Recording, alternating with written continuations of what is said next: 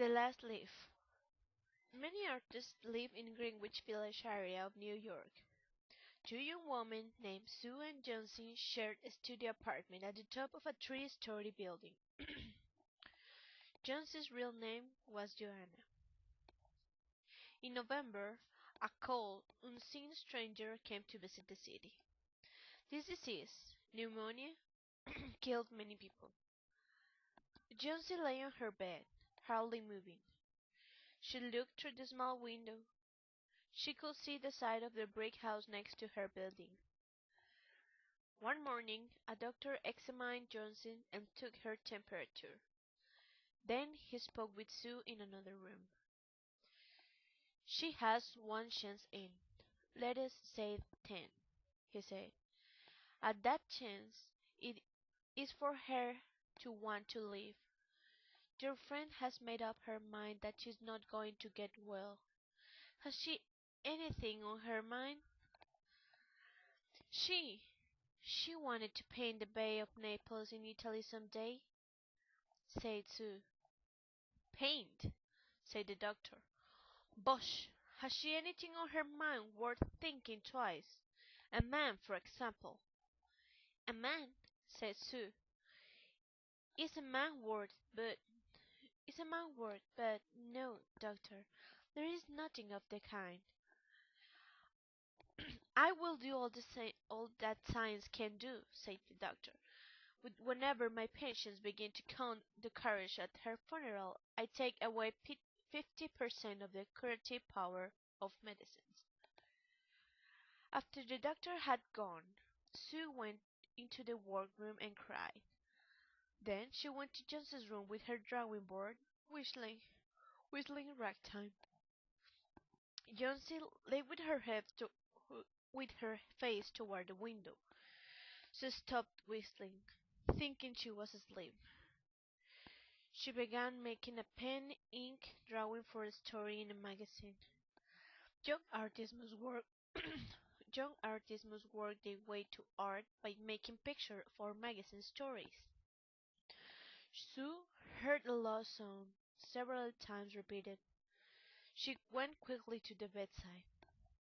Johnson's eyes were open wide. She was looking out the window and counting backward.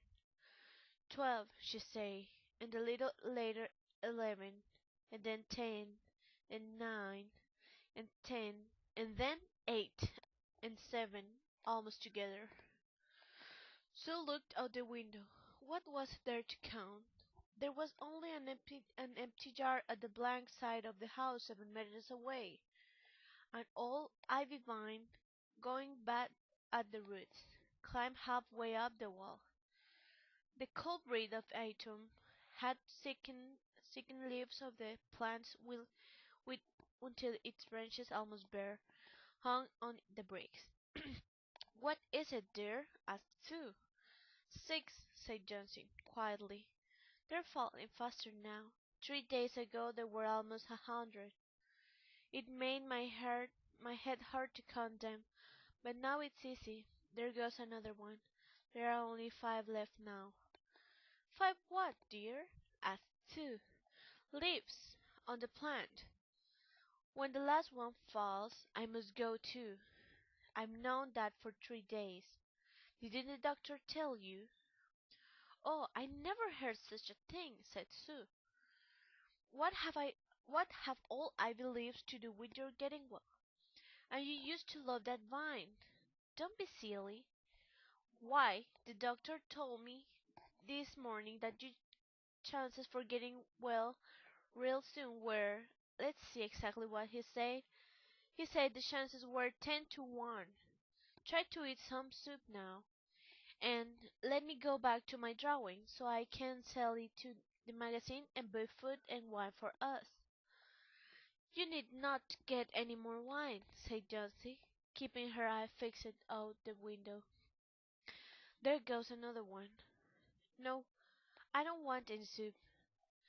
That leaves just 4. I want to see the last one fall before it gets dark. Then I'll go too."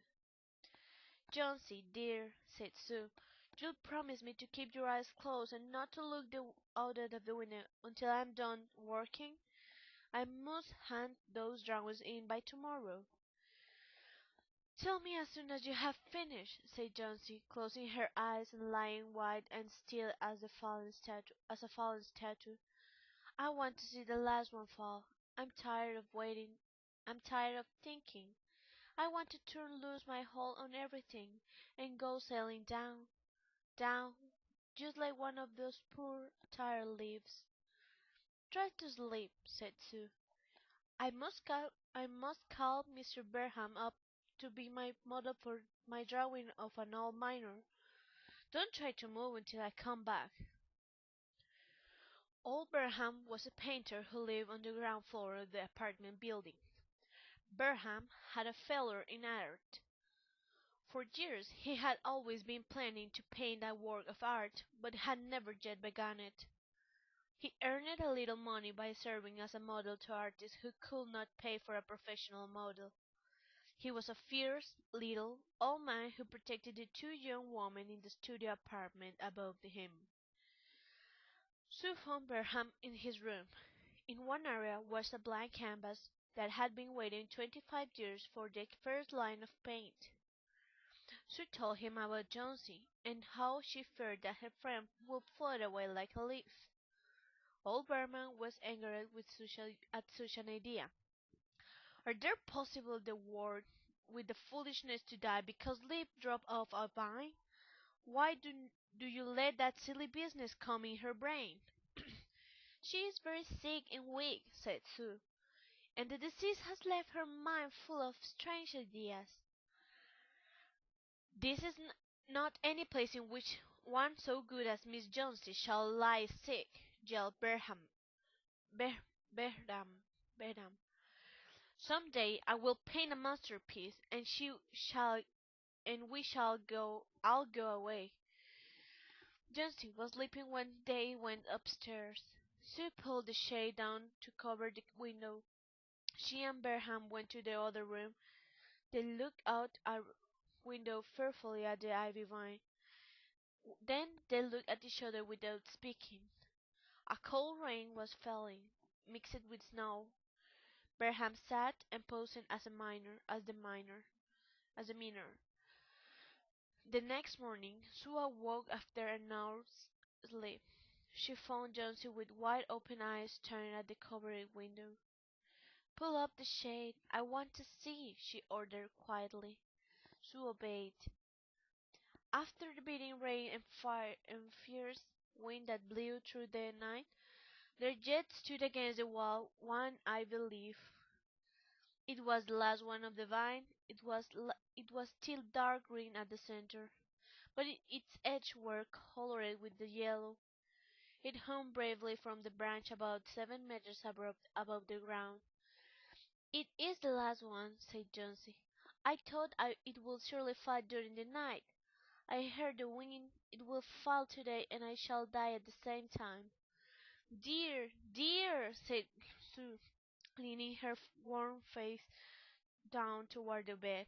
"Think of me. If you won't think of yourself, what will I do?" But Jonesy did not answer. The next morning, when it was light, Jonesy demanded that the window shade be raised. The ivy leaf was still there.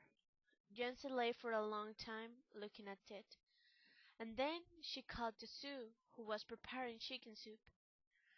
"I've been a bad girl," said Jonesy. "Something has made that last leaf stay there to show me how bad I was.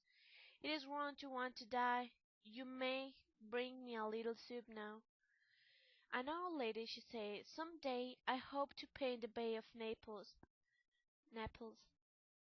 Later in the day the doctor came, and Sue talked to him in the hallway. "Even chances," said the doctor. "With good care you'll win. And now I must see another case I have in your building. Berham, his name is. Some kind of an artist, I believe. Pneumonia, too. He's an old, weak man, and his case is severe. There is no hope for him, but he goes to the hospital today to ease his pain. The next day the doctor said to Sue, "She's out of danger. You won. Nutrition and care now. That's all." Later that day, Sue came to the bed where Jonesy lay and put one arm around her. "I have something to tell you, White Mouse," she said. "Mr. Berham died of pneumonia today in the hospital. He was sick only 2 days. He was sick only 2 days. They found him the morning of the first day in the room downstairs, helpless with pain. His shoes and clothing were completely wet and icy cold. They could not imagine where he had been on such a terrible night. And then they found a lantern, still lighted, and they found a ladder that had been moved from its place, and art supplies that and a painting board with green and yellow colors mixed on it. And look at the window, dear, at the last ivy leaf on the wall. Didn't you wonder why it never moved when the wind blew? Ah, darling, it's Ber, Bergman's masterpiece. He painted it there the night that the last leaf fell." It's so cute.